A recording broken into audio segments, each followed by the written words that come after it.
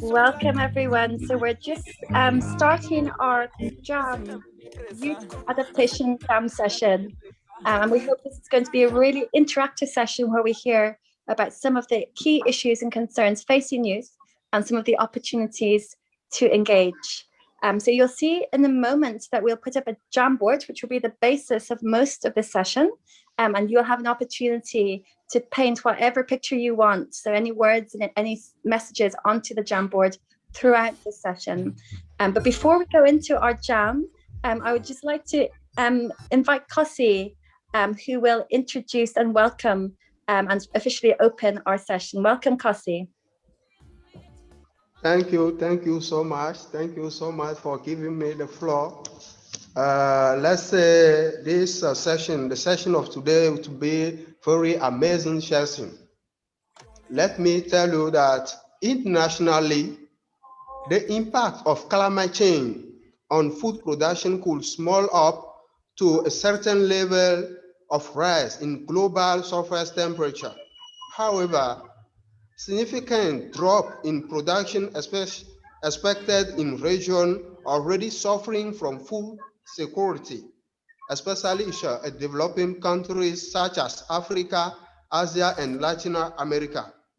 This elevation of temperature could occur the decline of production up to 20 to 40%.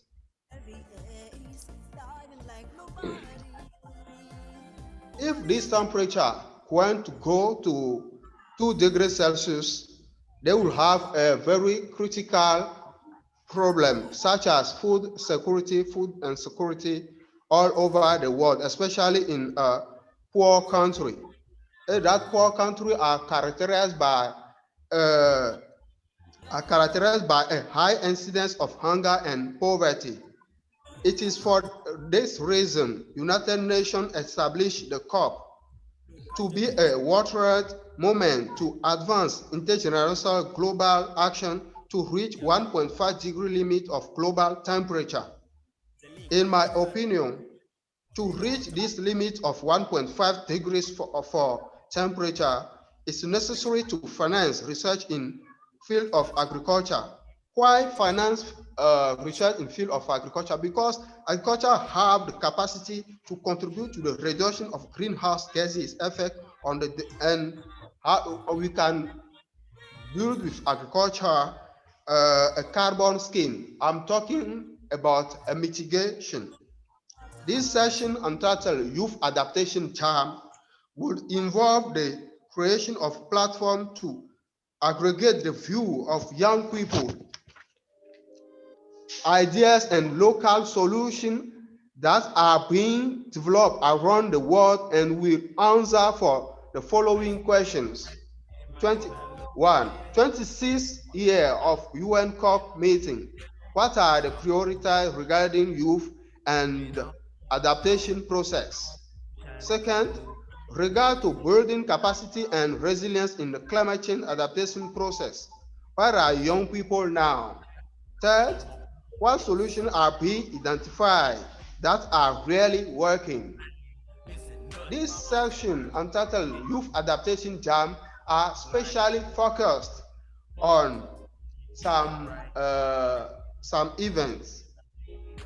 We have sharing a good practices, experience, and lessons learning from COP25, COP24. B, we have promoting collaboration platform for youth, viewpoint expectation, local ideas and solutions developed across the globe. C, identify action and opportunity ahead COP26 as well as led to COP26 and pre-COP and ETA.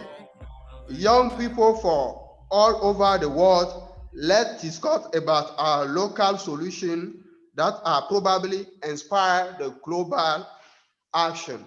Thank you so much. I wish to everybody a very good section. Thank you. Over to you.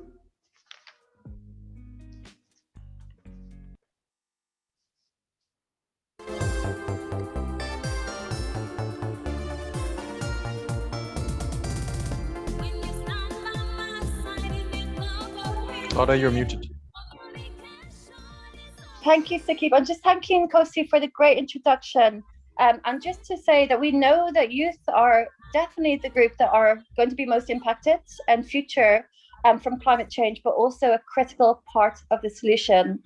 But what are the opportunities to date for youth to engage meaningfully in the COP process? I'm going to ask our colleague to share some of his thoughts on what some of the opportunities are within UNFCCC to date, and also potentially what are some of the key challenges in terms of youth being able to engage before we go into our climate jam. So over to you, Josh. Great. Thanks, Klodak. And welcome everybody once again to this session. Just recap, yesterday we had the youth inclusion, youth in decision making session as well, which we talked about some of the pain points and some of the opportunities. And to briefly reflect a little bit now before we get to the Jamboard on what has the journey been for young people. And I'm just going to start from the Paris Agreement being signed on at COP21 in Paris, and young people engaging particularly to mobilize action and to put decision makers on their toes. Some of the opportunities that have existed, if I look at parties within the UNFCCC, and I'm going to try to also link it to what it means for community work. So parties, I mean, the UNFCCC set to respond to party needs and to work with countries broadly. As young people, our role there through the official youth constituency, which is Youngo, and other, of course, observer organizations such as the Climate Action Network and many other organizations in different countries that are able to engage. We still have a space and the opportunity to observe some of these sessions and make input when needed. Broadly, most of the inputs from the youth constituency have specifically been on, there's been a lot of talking, when are we going to see action? What this means is that none of the commitments that I've given is enough, and we've always been asking. Particularly in adaptation, three key things that I've come across over the past few years since the Paris Agreement and the setup of the Green Climate Fund, which is supposed to mobilize funding for adaptation, has been one, finance is not enough, and we knew this already. And if you look at adaptation gap report, it is very, very clear that there's not enough financing going to countries that need adaptation the most. Secondly, if the finance is available, or the current finance that is available, it's not even targeting the countries that are the most vulnerable, which means that there's not enough equity when it comes to finance, when it comes to adaptation. The third point, which is very essential, is the capacity building and advocacy around adaptation. This has not been very strong, and there has been a lot of commitment and engagement around mitigation. And if I remember the last COP in Madrid, COP25, where there was a lot of argument and discussion and conversation around the carbon trading mechanism and the Article 6 of the Paris Agreement, and this holding a chunk of time for the negotiations at COP. This clearly shows that there's still a lot of interest around increasing efforts on mitigation, driving towards net zero, and creating a hope for a future where young people do not necessarily feel belong to. And when young people think about climate action, they want to see action now, but they also want to make sure that, I mean, our futures are secured. And the only way to do that is to make sure that adaptation is happening now. So to bring that to community level, of course, adaptation frameworks and policies are adopted at national and international level, but the work itself is going to be done within communities. So what we really want to get out of this session, once we open the jamming for you to put your ideas in there, is the effect of adaptation on different sectors of economy and different sectors of livelihood. And from a youth perspective, what this means for our future in terms of food, in terms of well-being, in terms of health, many other sector possibilities in terms of even the career development of young people. What really scares you? And for us to really try to break that down from international level, the opportunities there for us to advocate, but also at the community level, what are your experiences and what are your fears? And to really craft key messages which we can hand over to our colleagues in Yongo, who will be part of the COP26 conversation, who are currently even engaging at the subsidiary meetings within the UNFCCC, and also for all of us here to use some of these key messages in our advocacy at the community level. So I really look forward to hearing and seeing very strong and practical lived experiences from everyone in terms of adaptation and policy influence in this session. Thank you very much. Thanks so much, Josh, and really clear picture of what the journey has been to date. And we're hoping this jam session can be part of that journey. This jam session is really an opportunity to hear some of the key issues and concerns of some of you. Some of you are representing youth and youth organizations, and many of you are youth yourselves. So we'd love you to input as much as you can. I'm going to hand over to my colleague Sheen, who can share a little bit about how to use the Jamboard. So you can see, all of you can see the Jamboard on the screen, and many of you might have used it already, but it might be a new function for others. So maybe Sheen, can you introduce the Jamboard and share a little bit about how we can populate the Jamboard during the session? Yeah, so for the Jamboard sessions, we will be basically using the pen and the text tool. So this button at the top, this is the pen tool. If you want to say draw something, so you use this one. And if you want to see more options, you just double click that button. And then the other one that we will be using for this session will be this text tool. So for the text tool, I just need to click this one, and then you click on the Jamboard, and then you start typing whatever the idea that you want to write in there. And then you also get to set the size of the text. So for those inputs that you'll be going to make, so let's put that normal so that it will not consume much of the space. And then in terms of the color, if you want to put some creativity in what you write in there, and also choose the color of the font from here. So yeah, basically those are the two functionalities that we will be using for this session. Yeah. Thanks, Claudia.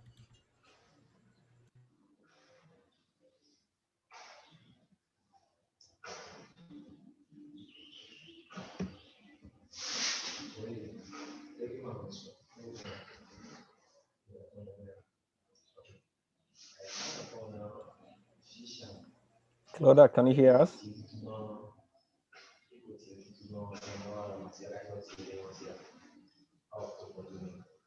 Hello, Claudia. If not, I would just recommend that we can already proceed with the Jamboard. If you could already make the link available as seen, so that we could start, we could get that started. Yeah. Yeah. Okay. Shall we open the rooms now? The breakout rooms. I think okay, Klodak is joining again. I think Oops, sorry.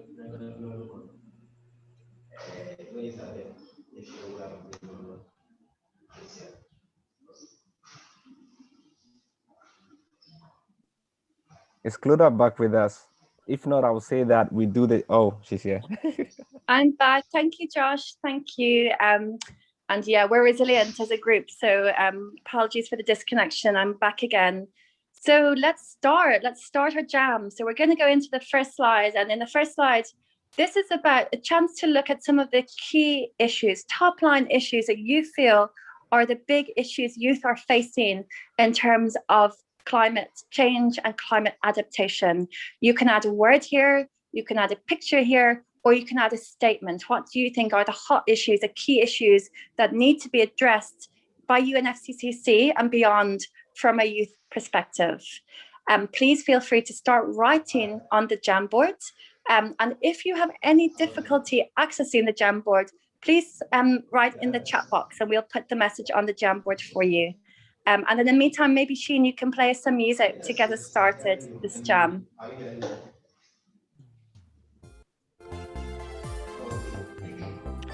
So as we wait for the Jamboard to start to get populated, we're going to just leave you a little bit of space to write your messages, but in a few minutes we'll come in and start looking at some comments. So we'll give you a chance to share some of your concerns and issues a little bit later. So for the moment, just try and access the Jamboard. We'll give you as much space as you need. And if you've got any issues trying to write on it or send texts on it, do feel free to contact Sheen in chat or to send a chat on the issue that you want to be added. Good luck, everyone, and looking forward to seeing what comes out of this jam. Okay, so I think we've got a great picture that we are starting to see. So if everyone can come back into plenary.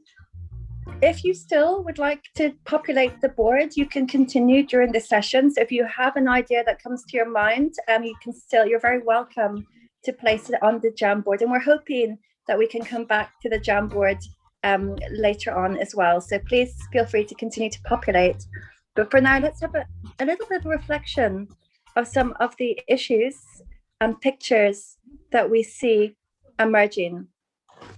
So we certainly have one column which is seems to be really focusing on some of the systems, looking at the mechanisms and measures for finance, loss and damage, and also the ability to actually be involved in decision making, and again influence government and political will for youth to be part of the solution.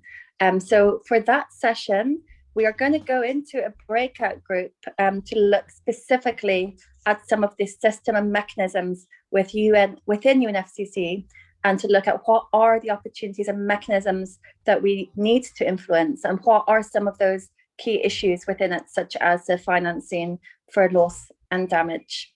And Jennifer will hopefully lead that breakout group. Jennifer, I don't know if you want to say a few words in terms of that picture that is starting to emerge from that column, and then we can move on to the second column. Sure, Claudia.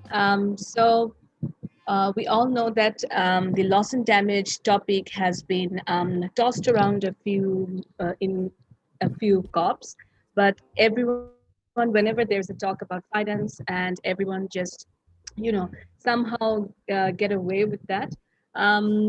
So loss and damage and the climate finance go hand in hand, because as the most vulnerable countries are suffering, we need more finance from the polluters to have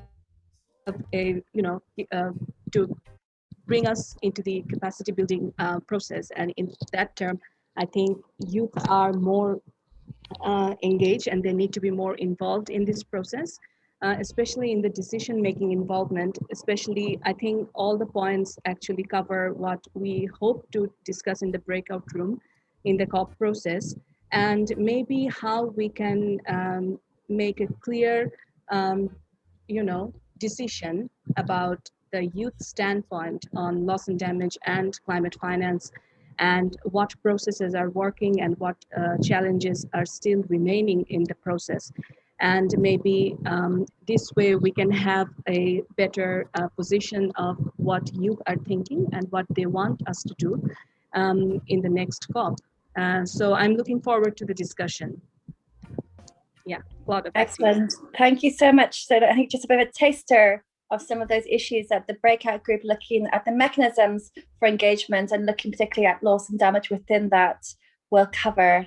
And then the second issue that I see in column 2 that's starting to emerge. So we see some issues around just financing, so that might be within group 1, but we're certainly seeing a lot on the opportunities for youth to engage in the green economy, and the livelihood opportunities we would like to see created through these processes. Looking at agroecology, looking at the skills and capacitating young people within green economy.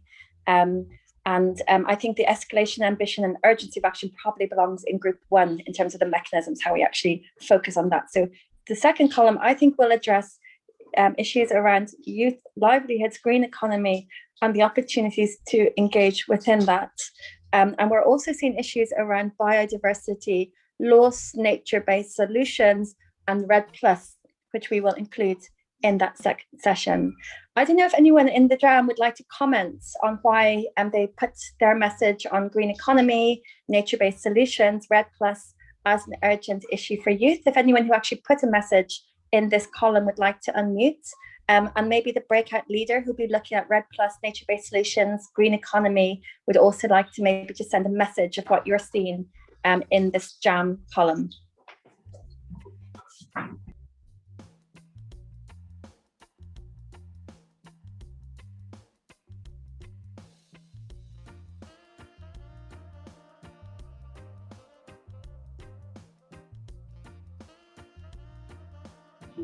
So Josh, for the nature-based solutions Red Plus, I know that we have one of our guests in the session will lead that. So I don't know, Josh, if you'd like to introduce our guest who'll be leading breakout, focusing on nature-based solutions Red Plus, and we can include issues around the green economy and agroecology within that.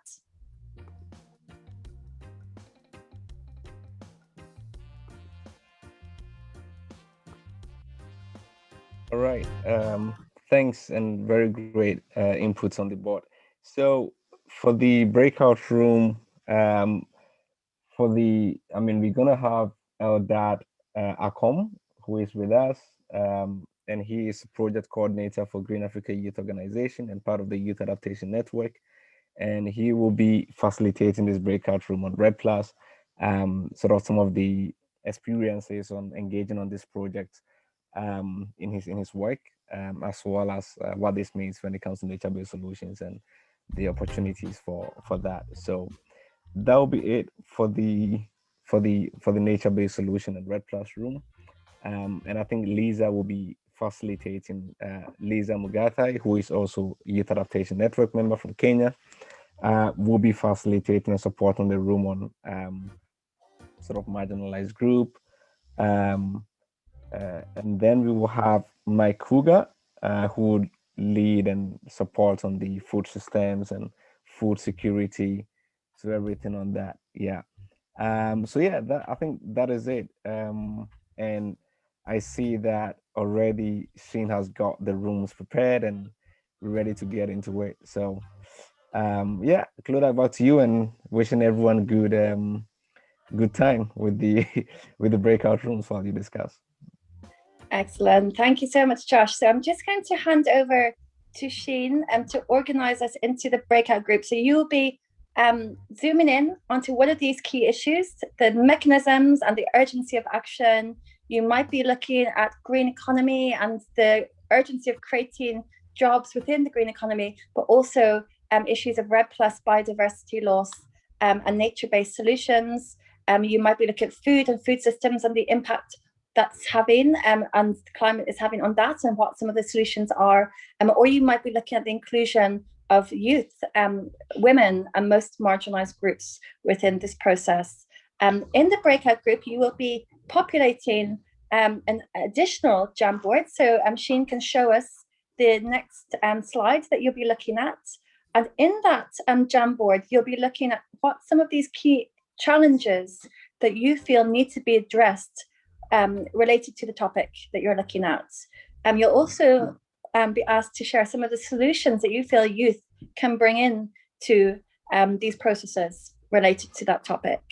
And then finally, in the third column, you'll look at key messages. So what are some of the key messages we want decision makers within UNFCCC to hear and act on related to that topic? So whichever breakout group you are in, you will be populating your own Jamboard within the breakout group. And we can't wait for you to share back some of those messages. We're going to give you half an hour, 30 minutes to work on the Jamboard, but we'll have about 5 minutes so that you can get in to the sessions that you need to get into. So handing over to Shane to introduce the breakout groups and get you into the sessions. And then we look forward to seeing you back in about 35 minutes. Yeah, so for the instructions on the breakout room, so we have 4 rooms available. We have the room for youth inclusion, COP process. Second one is marginalized groups, food system, and Red++.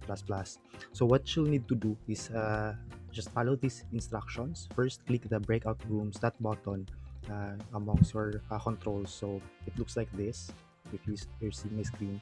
And then from there, you get to choose which room you want to join. So the rooms are already available, and you can now join one of those rooms, or if you want to move to another room, you can also do so. Yeah, so I hope the instructions are clear, and you also get to see those options from your controls. Excellent. Thank you, Shane. So if anyone is having problems seeing the join breakout room button, please raise your hand and we can support you getting in to the breakout group.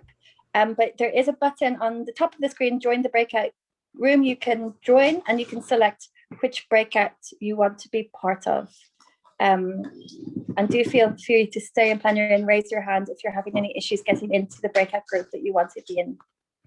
Oh, fantastic. So what we can maybe do, if it's okay, just to share the Jamboard again on the screen and the music, and we can invite people back into plenary. And I'm not sure, Sheen, if we'd like to share slide by slide and ask one person to feedback for, so it might be just good to give everyone like 1 minute, 1 or 2 minutes just to get back into plenary, and then we can invite the groups to maybe an overview of 3 to 4 minutes each, just to share top line messages, and then we can go into next steps at the end, if that's okay. Yeah, sure. We can project the screen, and then shall I recall all the participants now, or we'll give them a couple of minutes? I think recall, because they can continue to populate the Jamboards with messages. So my group just finished, they had an interactive discussion and then they've gone back into the Jamboard, but they can continue to populate that if they want to, while we're listening to other reflections. And we can also invite, while people are listening to reflections from each group, please feel free to add a message on that group's Jamboard as well. I think we can do that in the next session. So yeah, please, we can recall everyone and then we can just go into what the outputs of the Jam have been. Okay.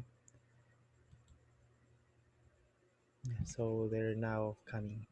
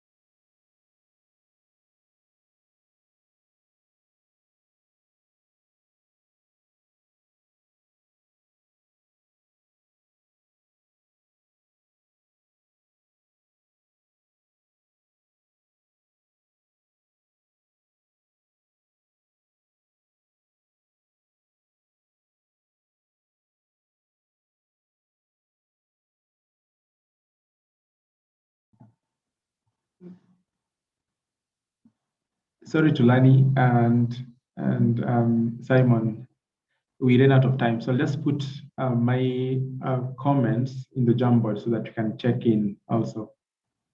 Thank you.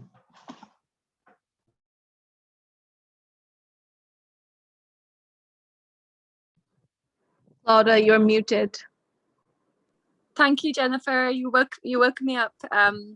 Welcome back, everyone. And just to say, just hearing Ken, please feel free to continue to populate the Jamboard. The Jamboard is a living instrument, and we hope we can continue to populate it. So we're going to reflect back on what we heard from the breakout groups. What were some of the key challenges, solutions that youth are leading, and messages.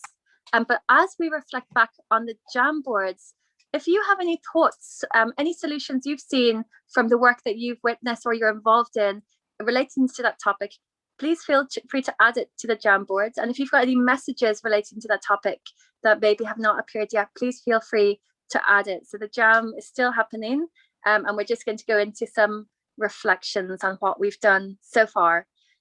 So maybe let's bring back the Jam. Sheen, are you able to share the Jamboard?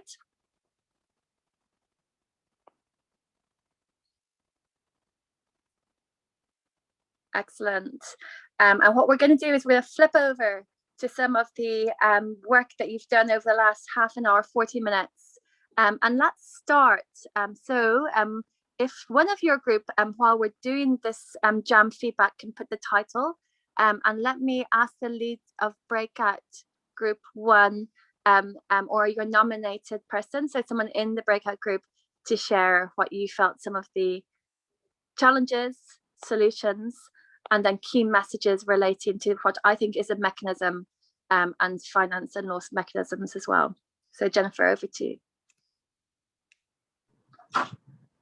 Okay, thank you. So do you just want me to give a feedback on the group, on the COP process, right?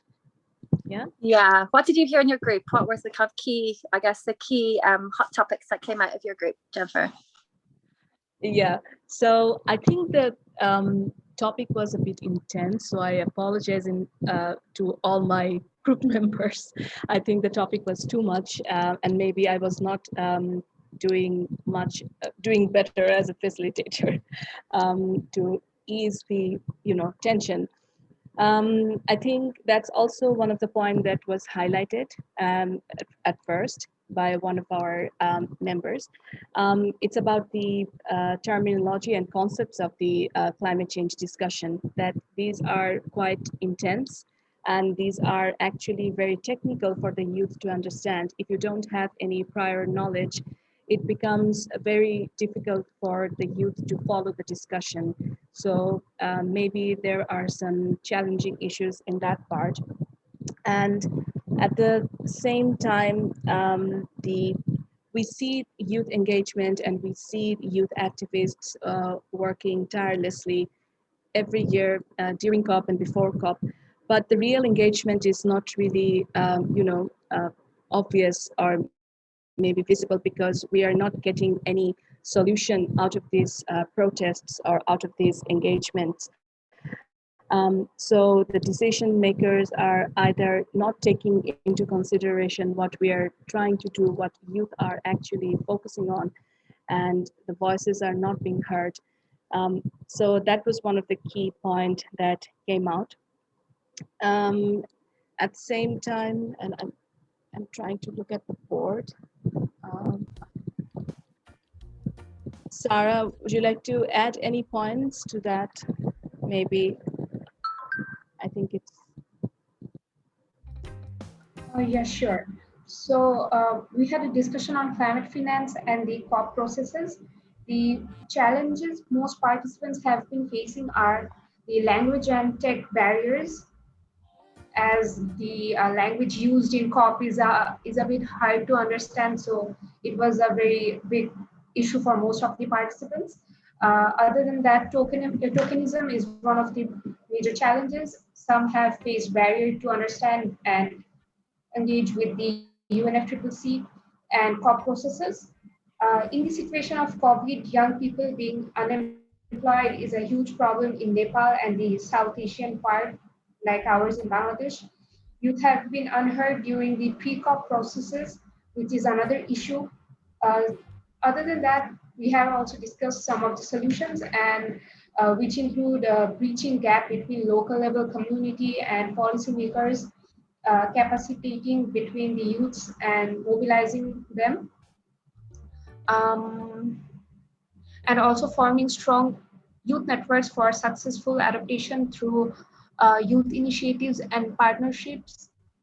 And as I was saying earlier, the languages used in COP is obviously hard to understand. So some mention to using easier languages so that it's easier to understand the process. Other than that, some youth messages were empowering and resilient youths platform and have capacity to mobilize and raise awareness to other youths, empowering people for real change and for a better future, climate justice, that is equity, inclusivity, youth, women, and marginalized communities, and human rights at core of discussions. More ambitious and urgent demands time-sensitive climate change to be treated as a state of emergency. I don't know what it means, but uh, it was one of the messages from a youth participant.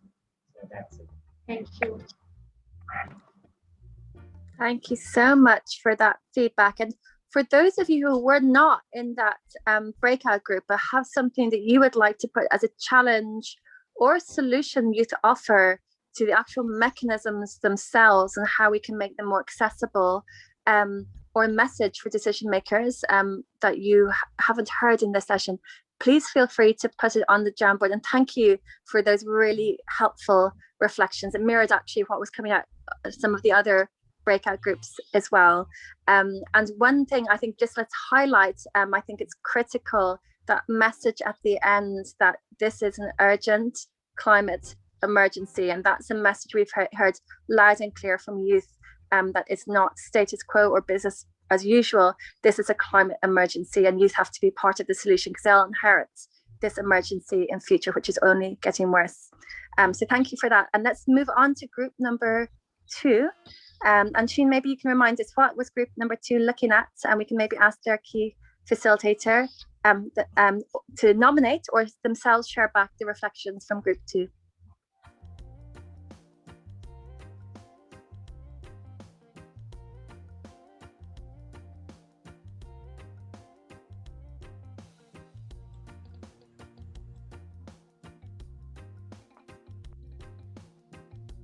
Thank you, Shane. So group number 2, we were looking at marginalized groups, marginalized groups, those who have been marginalized, marginalized and maybe primary risk bearers, those who are most at risk of climate, or those who are marginalized from the process.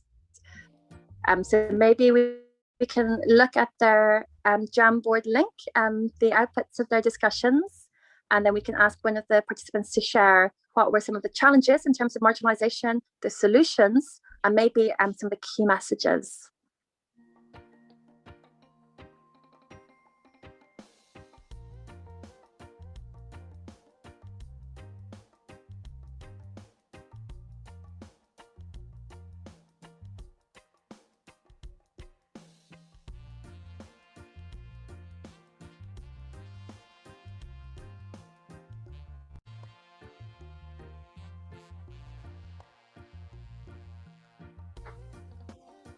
Okay, so I think Lisa, is Lisa still with us? I think Lisa, you were leading the session. Yeah, but I'm not sure if you are live online, Lisa. Can you hear us? Okay, hi. Hi, yeah, I hope.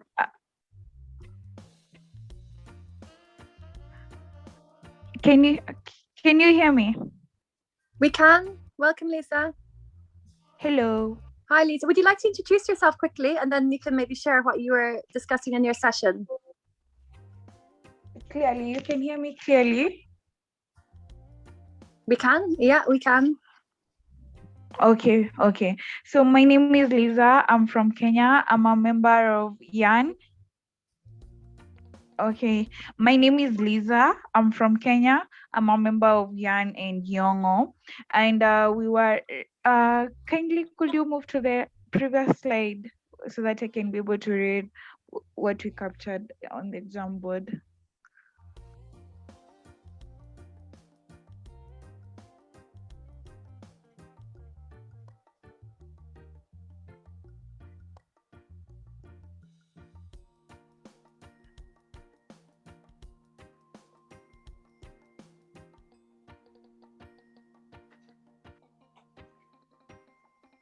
Oh, yeah. I think that's a food systems one, is it? Okay, Sheen, let's have a quick look at the Jamboard. We can flick through the slides and make sure we get to the right I'm one. still waiting for someone to move the slides to the previous slide. Okay, so here we are. This is a climate smart agro system. So it's a Sheen, I think is a different slide. This is looking at food. This is a food group. If we go to the another slide. Previous. Yeah. It's the second group, right? This Yeah. group, marginalized. So yeah. It's on. So what I noticed earlier is that the slide specific Slide for 3. marginalized group. So it's. Slide 3. Okay. This one.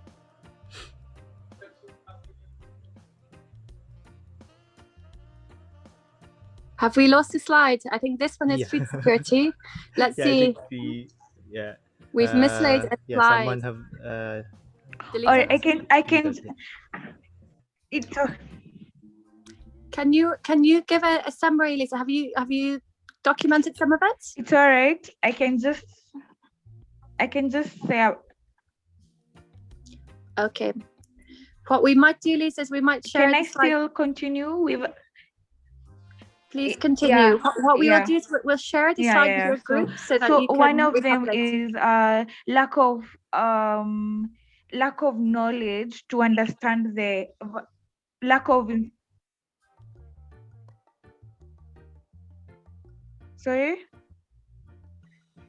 Yeah, please continue. Sheen's populated it as you speak, so lack of knowledge. It's all right. Okay. So one of the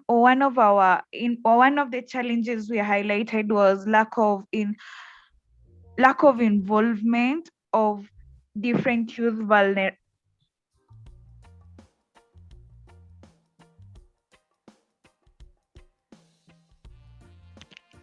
Great, thank you. Yeah, lack of involvement. And I guess maybe lack of awareness about how to engage as well. Lisa, did you get lack of information of different youth vulnerabilities? Okay.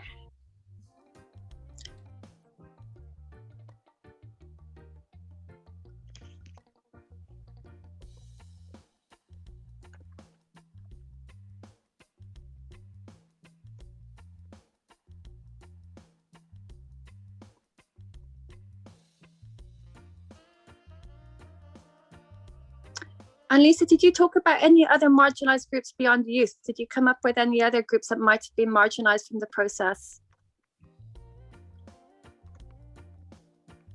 Claudia, can I also come in?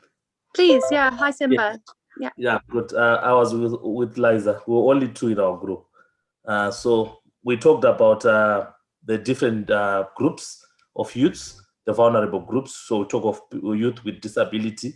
We talk of also youth in rural areas facing different vulnerabilities. So we say the challenge was lack of information on the different vulnerabilities of different groups. So that's one challenge.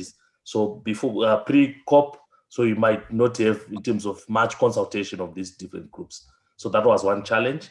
The other one was of the unheard voices of the youth, the pre-COP processes, which demotivates youth. So some of the youths will hear some of youth issues on the COP, but without much consultation of the processes. So much of the information on youth will not be reported on.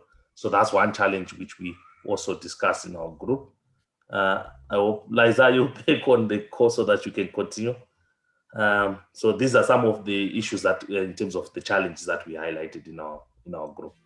And Liza's just messaged her network is playing up. So Isimba, can you continue? And Liza, if she comes back, she can join back again. Did you hear any discuss any solutions yes. or also any messages you would like to take forward?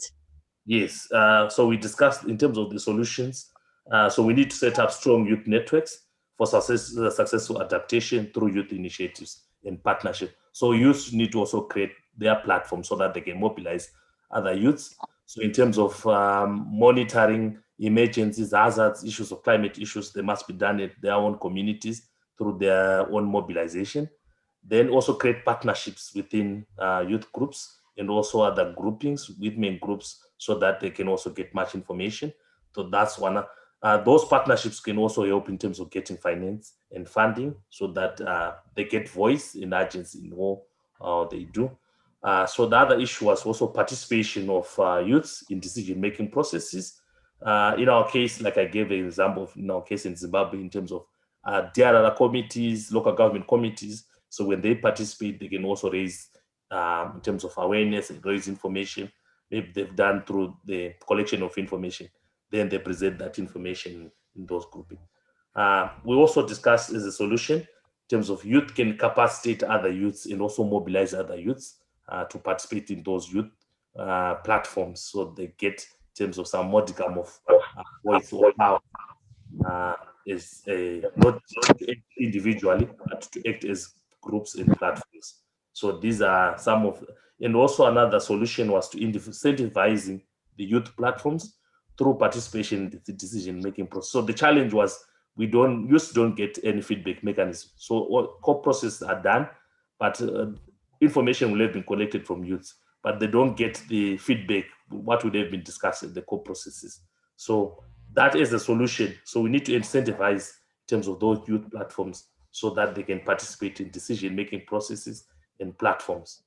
Then also the message was well empowered and resilient youths or youth platforms who have capacity to mobilize and raise awareness to other youths. So that's what we've discussed in our group. Very, very inspiring. Thank you, Simba and Lisa. And it's interesting, some of these suggestions have also come up, as I mentioned, in other groups as well. So we're starting to see some of the solutions, and you were mentioning the platforms, the engagement with actually other partners and other structures. And I think what you were talking about, leveraging some of the existing mechanisms on DRR, looking at DRR committees at local level and monitoring mechanisms that could maybe be part of the solution of youth engagement in UN FCCC processes as well. Thank you, Simba. And I'd ask maybe you and Lisa to go back over the Padlet, the Jamboard, and put in any of the messages you feel are missing, because you've got some really important ones there. Thank you, Simba. And anyone else who wants to add to that Jamboard, who's marginalized, what are some of the solutions, what are some of the messages, and please feel free to contribute to Simba and Lisa's work as well. On to our next group. So Sheen, maybe you can remind us what was the next group? I think we have food systems and we've got nature-based solutions still to feedback. So food systems. Would someone from the food systems group like to feedback some of the thoughts and reflections? Yes, Claudia. I would wish to present for our group. Thank you. Go ahead, please. So for the food nutrition discussion, we had some of the challenges being knowledge or low levels of knowledge about climate issues. So in terms of food production, people are still using the traditional and the very unfriendly, methods of farming, for example, that still harm the environment. So they're not aware of such. And then we also had the issue of the cost of organic food being high, and this is particularly in urban areas. There have been cases, for example, in Kenya, where those who have babies, those who have children, tend to feed them the milk that has been put in various unfriendly or unhealthy manner, and that compromises the health of their babies. We've had another challenge being access to resources, and this includes lands and even finances. In most communities in Kenya, for example, the youth, even those with disability, the youth with disability do not have access to land. And also Kenya in general being, the majority of the population is youth, and most of whom are also unemployed. So access to land to produce food or even other financial resources is a challenge. And then there is poor infrastructure, and that includes transport and storage. With poor transport, that increases the cost of food in the long run, which a majority of people are not able to afford. And for storage, poor storage also poses various health risks. There is also the issues of low knowledge on existing policies. So there are policies that are poorly implemented, and in addition to that, the youth are not aware of, majority of them are not aware of such policies, even that they exist. There is also inadequate knowledge on food and nutrition amongst the low-income areas. There have been cases of malnutrition and other health-related complications that arise from poor dieting amongst the most vulnerable, like those in informal settlements and the low-income earners. There is another challenge that we discussed is not enough information on climate resilient agriculture, and this ties with the first challenge that I mentioned, that there's still a lot of views on the traditional methods of farming. They've not embraced things like hydroponics, mixed farming, crop rotation, and so forth. And then moving on to the solutions, of some of the proposed solutions. Having these food dialogues, I think in the last 2 or 3 months, there have been a lot of dialogues around the food systems summit that is coming up, and this has really enlightened a lot of youth around issues to do with food nutrition, access to safe, quality, and affordable food. So that such discussions or dialogues can still continue to enhance the knowledge of youth on the same. And then increasing social media advocacy to also beef up the awareness on the food systems and how climate plays a critical role in there. And then there is adoption of climate smart agriculture. So like I've said, things like mulching, using renewable energy as opposed to fossil fuel. And then partnering with other stakeholders. This is in line with collaboration, because achieving food security needs a holistic and multi-sectoral approach and efforts. And then there is solutions to propose, propose solutions to focus on small-scale farmers, because these are the majority of farmers, especially in developing countries. Most of the farmers are, those who are doing small-scale farming, and then that means focusing on them will increase the chances of ensuring that there is increased supply of food in the market. And then turning to agroecology, because the methods that have been used to produce food and have also tended to destroy the environment. So having that synergy of agriculture and protection of the environment can also ensure that in as much as we produce food and food products, we are also preserving and conserving the environment. And then simplifying and domesticating documents, like such as policies and regional treaties, so that even the most marginalized, people in the community can still access. The farmer in the village can still read or understand the information that is in those documents. We've seen cases where there's a lot of technical languages that is used in policies and in such documentations that the farmers and consumers, the grassroots levels, do not, really understand what's going on.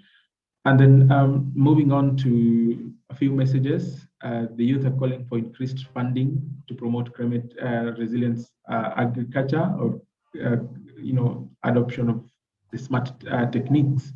And then there is also a call to build the capacity of the youth on climate resilient, and this is to promote food security.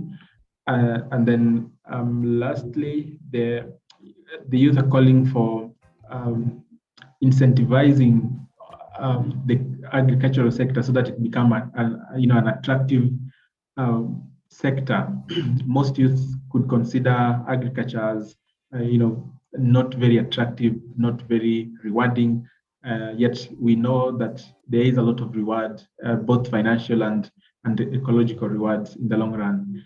So we'll still keep adding a few things in the Jamboard. So, but that is it for now from our group. Thank you.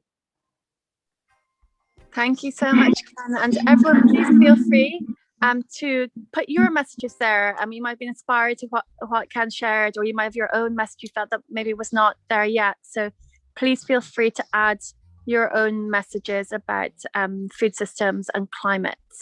And then I'm just going to go on to the last. So thank you for group 3.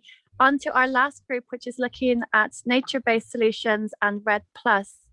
I'd like to invite, maybe if one of my colleagues feels comfortable in sharing, because I think you've heard a lot of my voice already, and then we can, maybe the rest of the group can add. So I don't know, Wambui, Moyo, Eldad, if one of you would like to share what you felt came from that group.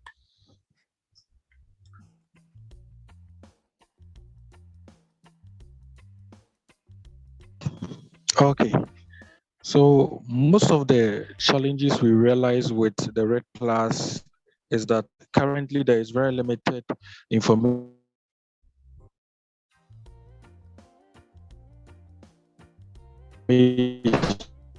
to the institutions. Yes, and then we also realize that although youth are taking self-inspired and self-resourced actions, these are not structured. And then we also realize that access to resources under the program is also limited to a few agencies. So what some of the recommendations, the solutions that we came up with was that there should be support collaborations of youth groups that are undertaking climate actions under the REDD+ program. And also, once we have national strategy, the national strategy should spell out pathways for youth inclusive actions, and there must be a way to track these actions. And then some of the messages we had also was that we should engage youth at all levels, from the primary schools to senior high schools. And also we should ensure inclusive participation for youth networks, CBOs, and gender. Thank you.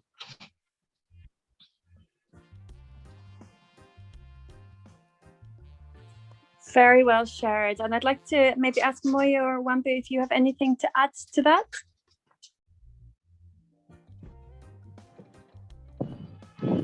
Yes, and then what I would add to that is that once we already have youth groups undertaking actions, it means the majority of the youth are aware of the need to take action in this regard. So what we also need to ensure is that we create green businesses around some of these actions that would attract more youth to also engage in it, because youth are less resourced when it comes to some of these things. And then so once we have green businesses that are tailored to some of these actions, it makes it easier for youth groups with limited resources to also undertake actions that will bring about the achievement of the general objective. Thank you. Many thanks. Thank you, Eldad. And I think, yeah, as we're coming to the end of the session, just to share, I think there's some really key parallels even across topics and across the groups. We've heard issues such as accessibility of information. We've heard about the mechanisms not reaching into communities and not being placed yet on the ground, although they might be in policies. And then we've heard that, you know, where there is implementation, often it's not reaching those who really need it. Solutions we're hearing, whether it's food security, whether it's nature-based solutions, whether it's mechanisms themselves, youth platforms are playing a critical role and are a critical part of the solution. They can reach into communities and they can reach up to national level. We just need to support those mechanisms. And then in some of the solutions, I heard some really interesting ones. I think the one coming from Eldad just there about having mechanisms within national strategies to monitor participation and who's participating and who's benefiting, not just whether actions are taken, is a critical one. I'm going to hand over to my colleague just to share some final reflections and maybe to close out our jam. And thank you for your participation so far. I've got my own little youth member, my little baby, joining our group as well. So she will probably just say hi to you. And let's hand over and hear some final reflections of how we take forward some of these messages.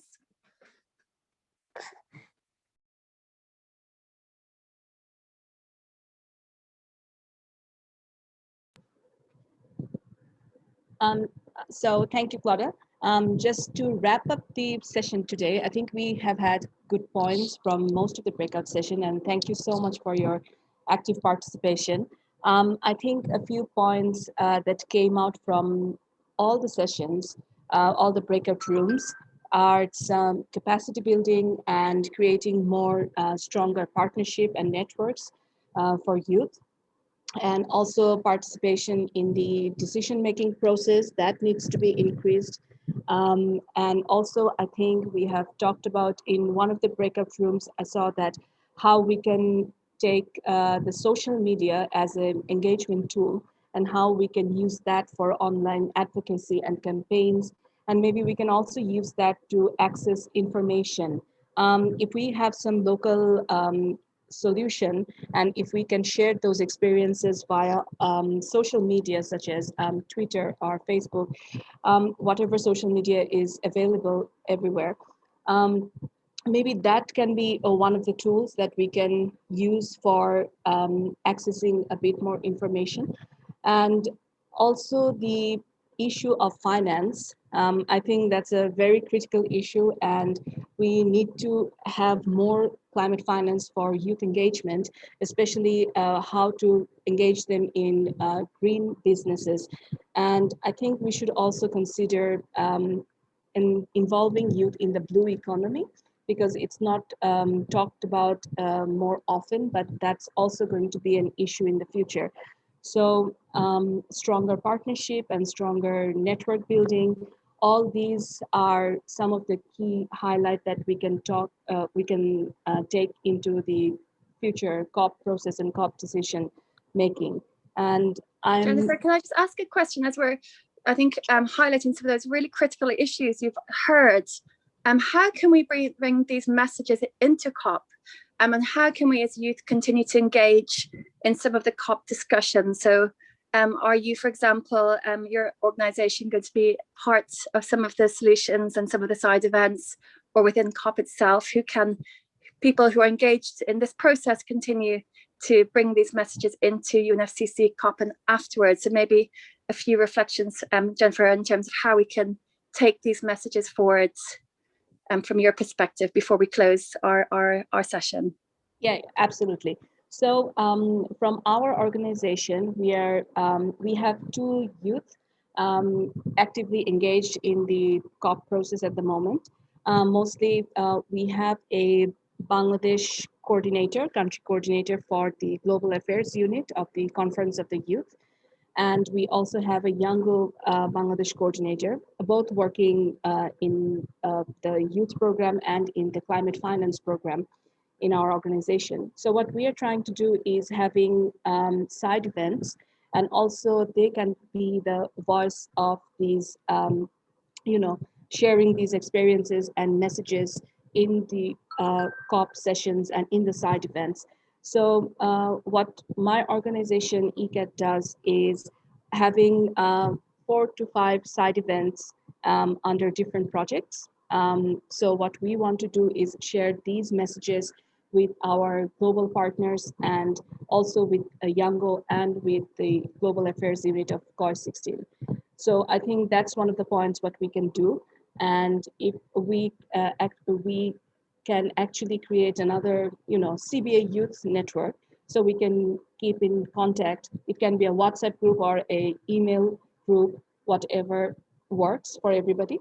And then maybe we can also share any last minute success story before COP, and any new information that comes from any part of our network. So I think that sum up the whole discussion. Incredible. Yeah. Thank you so much. If you're interested in being part of that WhatsApp group, please put your phone number on the side chat and we can link you into that group, and we'll continue the discussion also on the forum page as well. And also we look forward to maybe coming back together, maybe as a group when UNFCCC is in action, to hear what's actually coming out. So thank you, Jennifer, and thank you to all of you. It's been 2 hours. It's been a heavy session, but I've really enjoyed our jam, and we look forward to an opportunity to follow up on some of these critical messages you've shared. Thank you, everyone, and thank you to Sheen for your fantastic wizardry with the jam boards as well. Have a lovely afternoon or evening wherever you are, and thank you for your participation.